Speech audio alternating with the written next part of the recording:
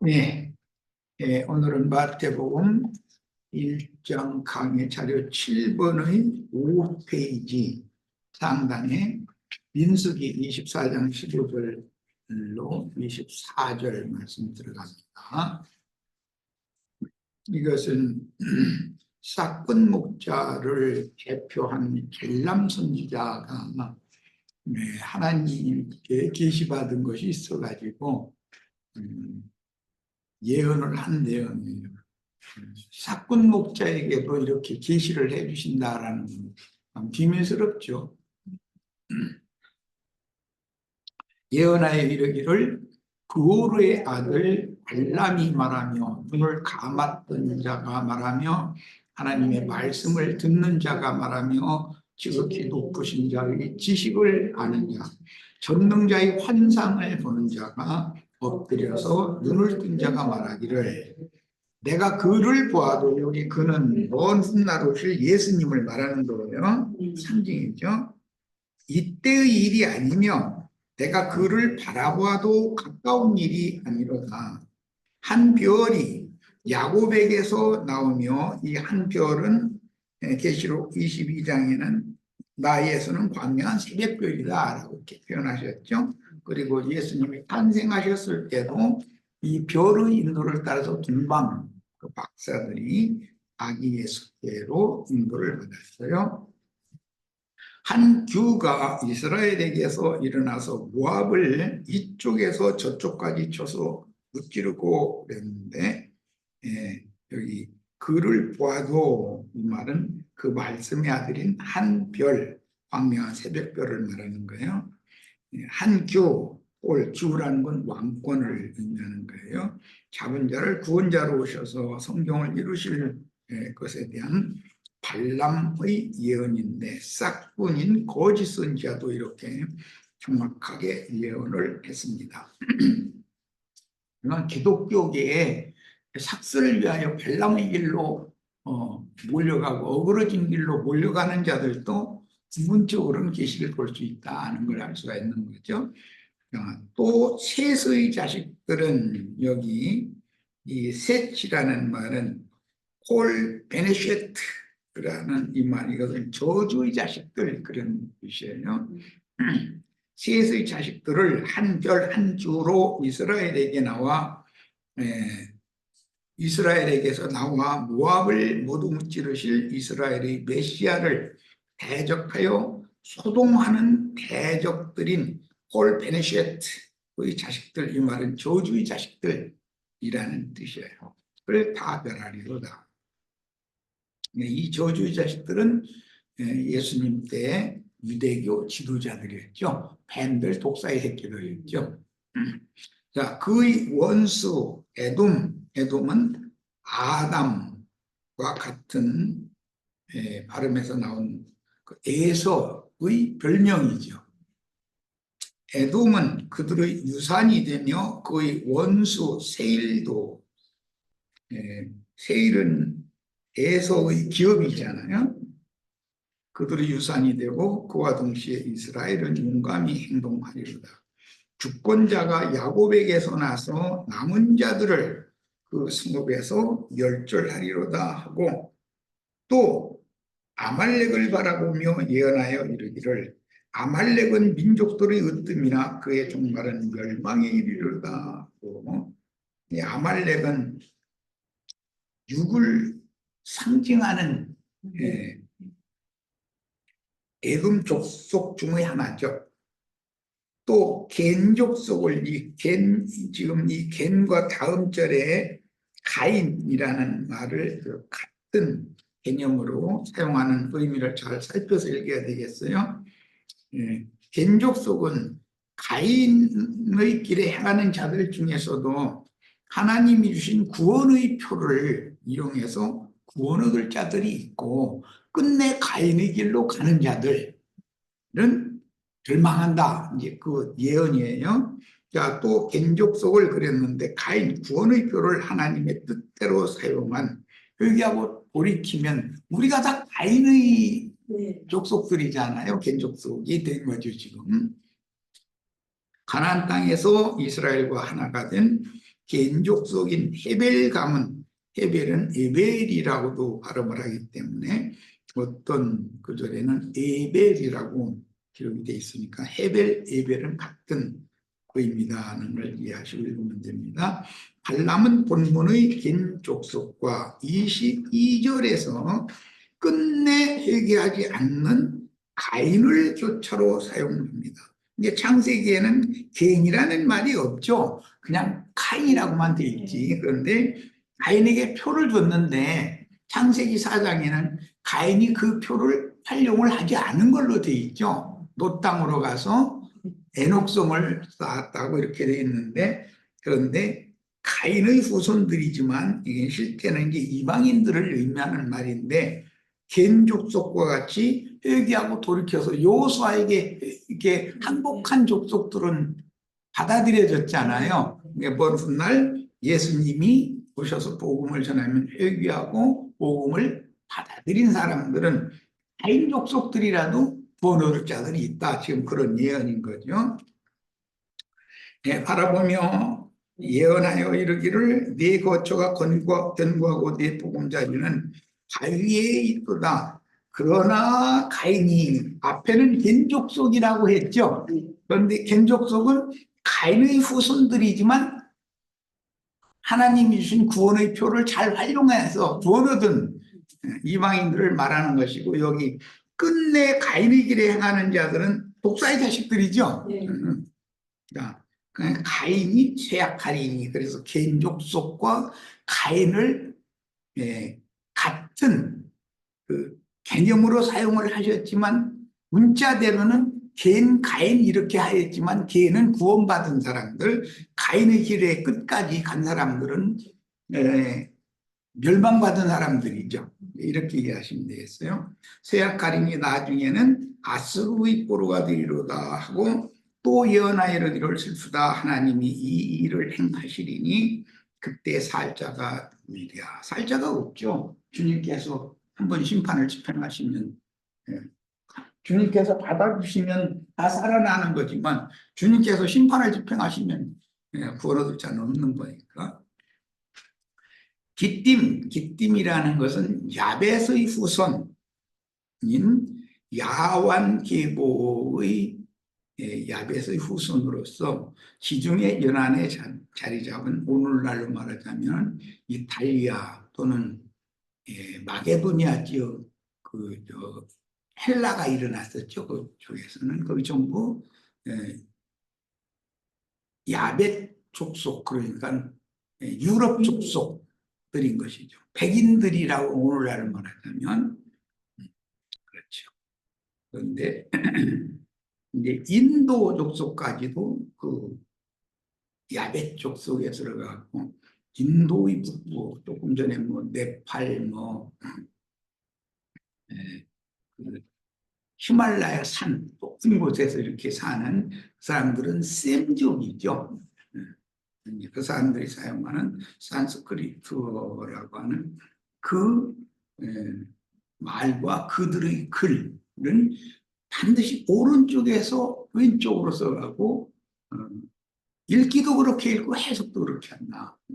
그것이 셈족의 후예라는 증명인 것이고, 히브리어 오른쪽에서 쓰고 왼쪽으로 이렇게 써나가고 그렇게 읽고 그렇게 해석하는 거예요. 그러니까 셈족이 스발로 가는 동편의 산에 거했다라는 이제 성경 구절이 나오죠. 보면.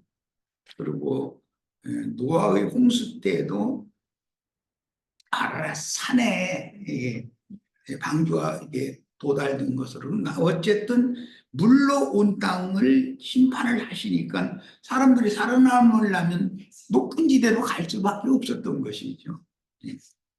그런 홍수 심판이 있었다는 것을 알 수가 있다는 거예요. 그 다음에 기띔 해변에서 배들이 와서 아수르를 학대하며 헤벨을 괴롭힐 것이나 그도 도망하리로다 하고, 멸망하리로다 하고, 발람이 일어나 자기 곳으로 돌아가고 발락도 자기 길로 갔더라. 이 발락은 미디안의 장로들과 합세해가지고 이스라엘을 저주했던 모압 왕이죠. 모압은 롯의 후예인 것은 다 아시죠? 자, 이와 같이 성경 여기저기에는 예수 그리스도의 참 지자들과 비슷한 무리가 있게 마련이다 이거예요. 모압이나 암몬 뭐 이런 사람들이 다 그게 다 알고 보면 믿는 사람들 중에 다 이렇게 섞여 있는 기독교인들을 의미한다는 걸 알 수 있잖아요. 그런데 사실은 그들이 오히려 예수님과 예수님의 복음 말씀을 맡아가지고 보냄받은 종들을 박해하고 피의 양을 채우는 일을 그들이 한다는 것이 이게 아주 비밀스럽지요. 세상 사람들이 우리 형제 자매님들을 박해하고 죽이고 그럴 일은 절대로 없어요. 자신들은 자신 있게 구원받았다고 생각하고 있는 발람의 길, 니골라당의 길에 행하는 그런 자들이 오히려 형제인 것처럼 동족인 것처럼 하는데 오히려 그들이 대적이 된다는 거예요. 이런 것이 이미 발람 선지자 예언을 통해서도 이미 예언이 되어 있었다. 자, 이와 같이 성경 여기저기에 이방인들이 하나님의 아들 예수 그리스도의 가문에 들어오는 비밀의 문들이 열려 있으니 이 문들이라는 것이 구원의 문들이지요, 이게. 이것이 창세로부터 감추인 천국의 비밀이요 천국의 문들이며 계시록에서는 동서남북 사방의 거룩한 성 새 예루살렘에 들어가는 12진주문이 그랬는데 예수님이 양의 문인 것이죠. 예수를 통해서 들어가도록 주님의 12지자들 온 땅에 보냄받은 하나님의 7영들은 그리스도의 성령께로 중매를 하는 것이죠. 모든 사람들에게. 그러므로 노아 때의 홍수 심판 이후 수메르 문명과 동쪽으로 이동한 셈족이 히말라야 고산지대에 거주하게 된 원인과 이건 그때 당시 홍수 심판을 피해서 자꾸 높은 데로 살아남으려면 물 위에 뜰 수 있는 배를 또는 무언가 어쨌든 뜰 수 있는 것을 의지해서 높은 데로 물이 자꾸 뭐 온 땅의 모든 산들을 다 덮었다 그랬는데 어쨌든 높은 데로 이게 가서 거기에 내려야만 살 수 있었다, 살아남을 수 있었다 하는 걸 알 수가 있는 거죠. 그다음에 그들의 문화와 정서를 나타내는 북인도, 인도의 북쪽 지역에 오늘날 이제 주로는 히말라야 산 그 뭐 안내자들도 있고 뭐 이런 다 네팔 사람들이고 또 카불 그 도시 이름이 카불이라고 하는 도시잖아요. 카불이라는 건 황폐한 땅이라는 그런 의미인 거예요. 예, 예수님이 애국으로 부모를 따라서 피난 갔다가 돌아와서 갈릴리에 가서 30세가 될 때까지 자라고 목수일을 배워서 같이 하고 그랬죠. 예, 그쪽 지역을 하나님은 원래 자기 백성들에게 젖과 꿀이 흐르는 땅을 주신다고 그랬는데 그 갈릴리 지역의 땅은 카불 땅이었습니다. 황폐한 땅, 버림받은 땅이다. 폐허가 된 것과 같은. 그런데 예수님은 그런 곳에 가서 자라야 했고 거기 사람들은 부자로 뚱뚱거리며 사는 사람이 없겠죠, 당연히. 오늘날 이제 우리들의 형편을 봐도 뭐 얼마 전까지만 해도 이런 강원도 산속에서 화전민이라 해가지고 불러가지고 그 땅 몇 평 이렇게 나무 불살 놓고 옥수수 이렇게 사방에다 뿌려놓고 그거 뭐 다 가꾸고 말고도 없이 그냥 자연이 나서 자생해서 하면 그 옥수수나 걷어다 먹고 그 자리에다가 풀 안 나면은 감자씨 이렇게 던져놔두고 뭐 그래 자연적으로 나는 그런 거나 갖다 걷어먹고 사람들이 부자로 살 수는 없죠. 그럼 황폐한 땅, 버림받은 땅에서 사는 사람들은 그런 것을 생각해 보면 예수님이 이제 우리는 지금 족보 이야기를 하는데 2장에 이제 나아가면 애국으로 헤롯의 이제 죽이려고 했기 때문에 헤롯의 손을 쥐어서 애국으로 갔다가 헤롯이 죽은 다음에 돌아와 가지고 비옥한 땅이나 뭐 예루살렘이나 뭐 이런 큰 대도시에서 사는 게 아니라 이렇게 천민들이나 근근하게 살아가는 그런 쪽으로 가서 숨어 살았다라는 것을 알 수가 있어요. 그래야 선지자들의 예언이 이루어지는 것이죠. 옷 모양이나 품체도 없고 흠모할 만한 것도 없고 황폐한 땅에서 자연적으로 이거 씨가 떨어져 난 연한 술처럼 그렇게 자라야 됐다는 것이죠. 참 이게 성경이 정확하게 매사가 다 이루어지는 것을 우리는 이제 뭐 미리 2장까지 오늘 얘기를 연장께 나와서 했는데 예수님이 왜 가을 땅에서 그렇게 사역을 준비를 하셔야 했는지 사실은 그 요셉이 감옥에 갇힌 거나 같은 거잖아요. 그런데 이제 동생들은 자기를 나타내고자 하려고 저 대처에 가서 예루살렘에 가서 이렇게 좀 뭘 커지 그러느냐고 그랬다고 그랬는데 예수님은 예루살렘에 가서는 죽으러 가는 것이지 예루살렘에 가서 왕이 돼가지고 떵떵거리는 그런 예수가 아니죠. 태어나면서부터 박해가 있었고 자라는 과정도 그랬고 모든 것이 세상에서는 소외되고 버림받은 예수였었다. 그런데 우리 오늘 찬송도 불렀지만 세상이 버린 예수를 하나님은 높였다. 그것이 승천이라는 개념이다라는 거예요.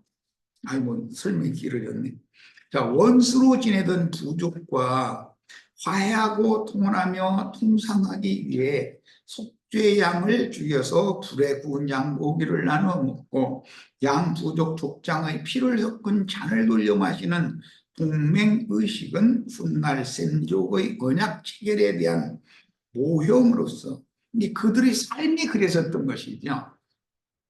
앞으로 두 부족 중 어느 한 부족이 동맹을 파기하면 죽임당한 짐승과 같이 철저한 형벌을 신이 내릴 것이다 라는 그런 의미로 계약 체결을 그렇게 했다는 거예요.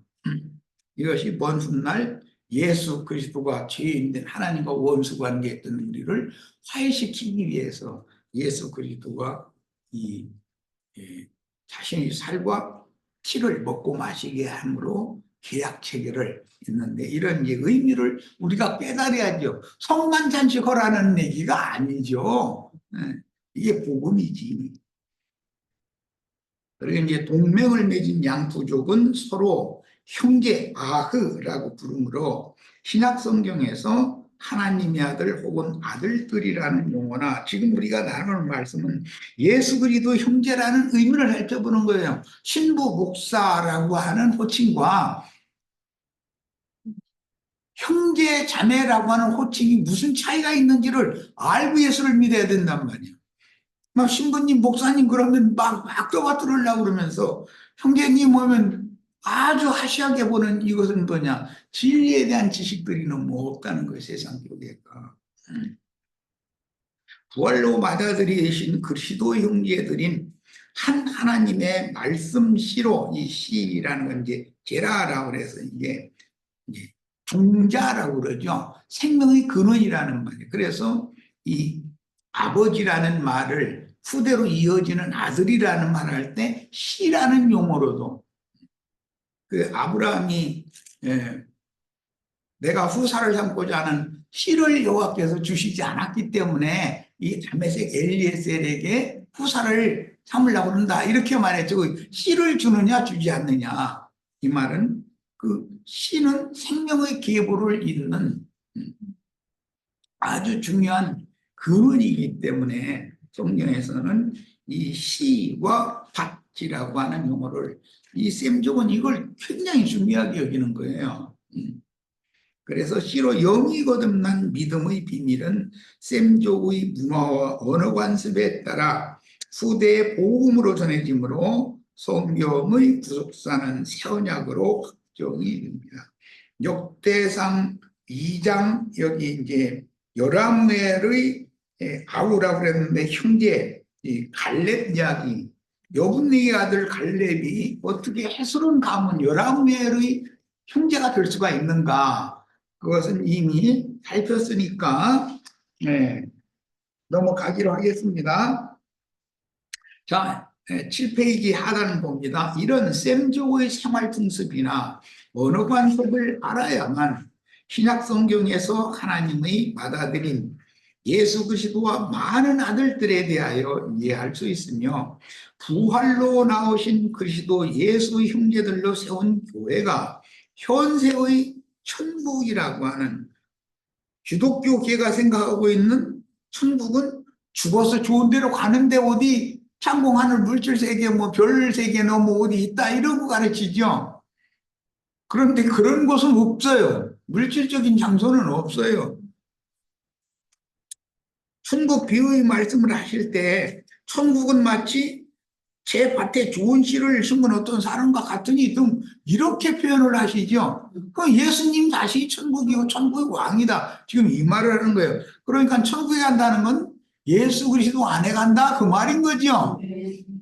아니 성경을 가지고 정확하게 성경을 해석해서 가르치고 이해를 시키고 그래야 되는데 예배당에 성당에 잘 다니면서 뭐 11조 헌물 잘 내고 신부 목사님 신도 받던 그렇게 잘하면 죽은 다음에 좋은데 천당이라도 간다고 뭐 이런 식으로 가르치는 거 이거 완전히 이게 마귀 자식들이 하는 짓이다라는 거예요.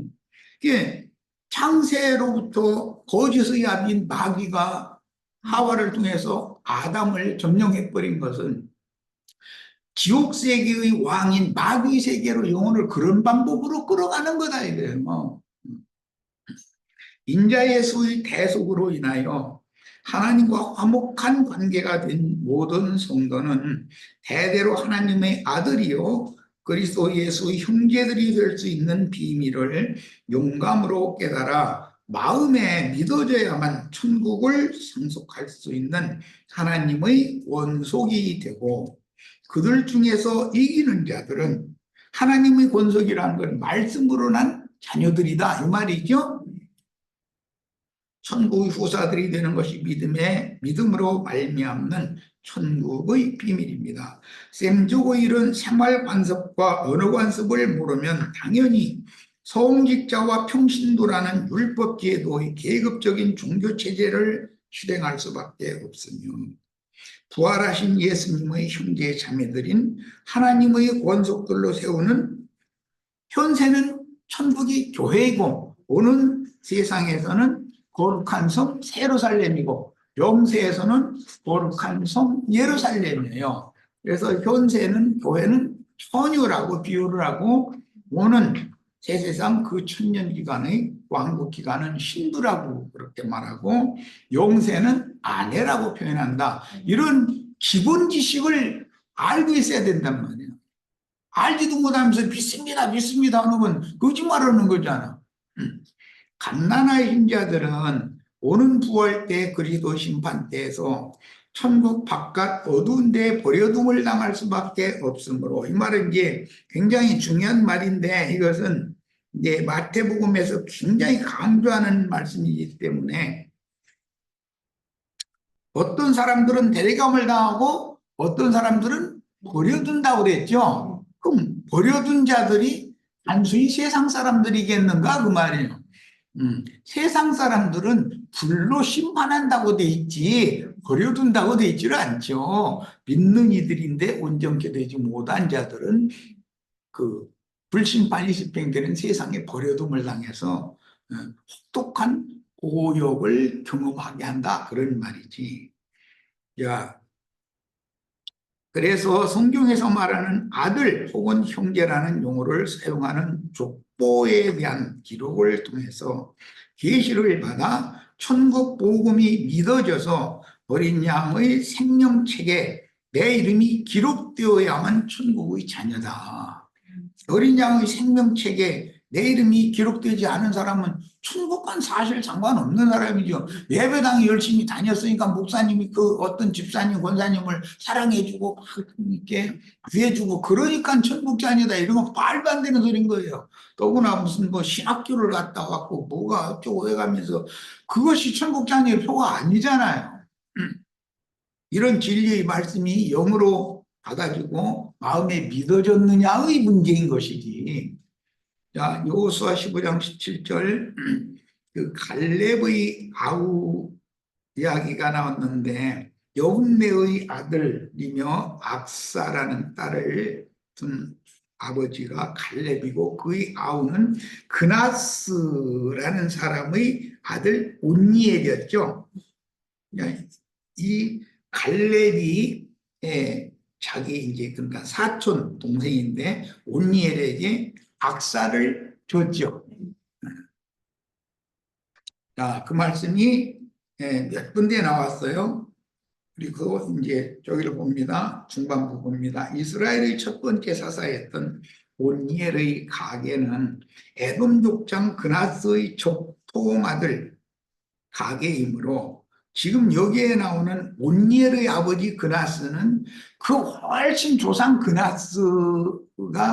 그나스라는 말은 이제 힘센 자, 이제 그때 당대 그 마을의 유지 또는 권세자 이제 그런 뜻이기 때문에 이제 좋은 뜻으로 그 힘센 자, 권세자가 되기를 바라는 뜻으로 그렇게 이름을 지어줬는데 그 사람의 아들이 온니엘이다. 그러면 여기 나오는 그나스는 당대의 그나스가 아니고 그 에돔족의 훨씬 조상에 보면 그나스 족장이 나오죠. 자, 또한 유다 지파 헤스론의 아들인 글루베와 그나스족인 여분네의 아들 갈렙은 혈통적인 부계의 형제가 아니죠. 모계 또는 딸, 손녀, 계보의 형제가 되는 것이죠. 입족을 통해서 그건 지난번에 계속 살펴봤어요. 그러므로 부계로는 온니엘의 아비 그나스 가게의 혈연적인 형제인 그나스 사람 여분네의 아들이요 딸 악사의 아비인 갈렙이 유다 지파의 여손과 혼인을 통해서 에돔 국적을 버리고 유다 지파로 입적함으로 모계로는 유다 지파 헤스론의 아들 여라무엘의 아우가 될 수가 있었던 것이다. 이건 지난 시간에 충분히 설명을 했어요. 그나스 사람 여분네의 아들 갈렙의 아우인 에돔족 그나스의 아들 온니엘이 유다 계보가 아닌 그나스의 아들이라고 여기서는 이렇게 기록이 되고 또 그 악사의 아버지 갈렙도 여분네의 아들이라고 기록이 되는 말씀을 잘 생각을 해봐야 돼. 그러면 부계로는 이스라엘의 혈통이 아니다 이 말이죠. 부계는 다른 거죠. 다음에 훗날 이스라엘이 광야 여정에서 에돔 족속의 그나스 가문 일부가 이스라엘에 귀화된 이방인들이 게르가 되어 요단 서편까지 함께 들어갔고 여전히 자기 가문의 이름으로 남았다. 온니엘은 유다 지파의 이름으로 남은 것이 아니라 여전히 온니엘의 아버지 그나스라는 사람의 아들이라고 가나안 땅에 들어갔는데도 유다 지파의 누구의 아들 이렇게 하는 것이 아니라 그냥 에돔족 그나스의 아들 온니엘이 초대 사사다 이렇게 기록을 하는 것은 이유가 있다 이게. 온니엘의 아버지는 에돔족의 국적을 포기하지 않고 그냥 있으니까 에돔족인 거죠. 그냥 그대로. 그 아들인 온니엘은 국적을 포기하고 귀화가 됐지만 이제 성경은 얼마나 정확하게 기록하는지를 알아야 된다는 거예요. 그래서 구약시대 구원과 신약시대 구원의 다른 점은 구약시대의 혈통적인 아브라함과 다윗의 자손들과 혈통적인 이방인들의 관계가 폐해지고 신약시대에는 믿음의 법으로 적용되어 영적인 하나님의 원속이 되기 때문입니다. 예, 혈통적인 것은 구약적인 관념인 것이고 그 혈통적인 것을 예수님이 오셔서는 영과 생명의 법으로 법 자체를 바꿔버리는 것이죠. 그래서 그리스도 율법이라고 그러죠. 모세의 율법은 혈통을 이어받는 율법칙이잖아요. 이걸 이제 차이를 잘 이해하셔야 됩니다. 표면적인 유대인들은 이면적인 유대인으로 대체되며 혈통적인 야곱 족속이 이스라엘이 아니요 믿음으로 말미암는, 그래서 참 이스라엘, 참이라는 말이 붙는 거죠. 유대인도 혈통적인 유대인이 아니니까 이면적인 유대인, 이렇게 이것은 모두 믿음의 법칙으로 적용을 하는 거다. 예수님의 혈통적인 족보와 달리 믿음의 족보인 히브리서 11장 족보는 가인에게 죽임을 당한 아벨로부터 시작해서 구속받은 계보로 이어지다가 유다의 자리에는 장자의 명분이 요셉에게 있기 때문에 유다 자리에 요셉이 들어가죠. 이것이 특징입니다. 모세와 여리고 성을 무너뜨린 가나안 1세대와 사사들과 진리를 지키고 증거하기 위해 온갖 박해를 받았으나 더 좋은 부활을 바라보고 믿음을 지킨 선지자들과 여자들이 천국에 들어가는 것이고, 약속이 실현된 오늘날 믿음으로 받은 우리가 아니면 이 구약의 구름 같은 증인들이 있지만 하나님의 경륜이 완전히 이루어질 수가 없다라고 이렇게 히브리서에는 기록하고 있죠. 그러면 당연히 이방인들의 충만한 수도 채워져야 된다라는 말이다. 자, 첫 시간 여기까지 해서 일단 마치고 잠시 쉬었다가 두 번째 시간 이어갑니다.